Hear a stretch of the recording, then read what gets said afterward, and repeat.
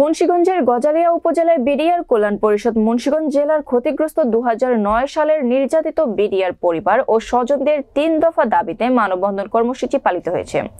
গজারিয়া প্রতিনিধি মাসুদ আহমেদের প্রতিবেদনে বিস্তারিত। রবিবার সকাল 11টায় উপজেলার ঢাকা-চট্টগ্রাম মহাসড়ক ভবেরচর বাস স্ট্যান্ড এলাকায় মানববন্ধন ও বিক্ষোভ মিছিল করেছে নির্যাতিত পরিবার সদস্য ও স্বজনরা।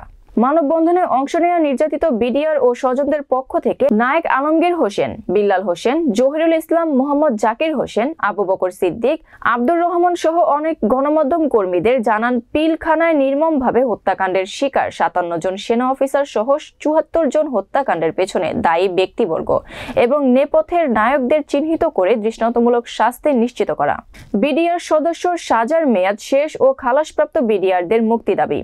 প্রহসনের 18টি স্পেশাল কোর্টের মাধ্যমে গণহারে গ্রেফতার করে যাদেরকে অন্যায়ভাবে চাকরিচ্যুত করা হয়েছে সবাইকে সরকারি সকল প্রকারের সুযোগ সুবিধা চাকরিতে পুনর্বহাল ও যোগদান করার দাবি।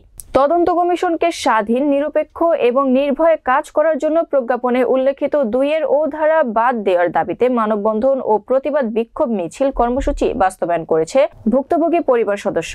তারা আরো জানান, গজারিয়া উপজেলায় 60টি বিডিআর সদস্য পিলখানা হত্যাকাণ্ডে নির্দোষ প্রমাণিত হওয়ার পরেও জেলবন্দি অবস্থায় 16 বছর কাটছে।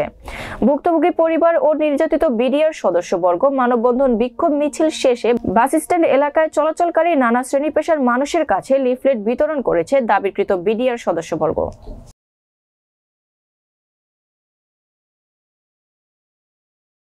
আমাদের দাবি হচ্ছে যে যারা দীর্ঘ 16 বছর যাবত জেল কাটতেছে, এদিকে অনেক নির্দোষ নিরপরাধ বিডিআর সদস্য রয়েছে যাদের মেয়াদ শেষ এবং যারা সরকারি প্রচলিত আইন অনুযায়ী যারা খালাসপ্রাপ্ত হয়েছে, খালাসপ্রাপ্ত হওয়ার পরে এবং তাদের মেয়াদ শেষ হওয়ার পরেও তারা এখন জেলখানে মানবত জীবনযাপন করছে।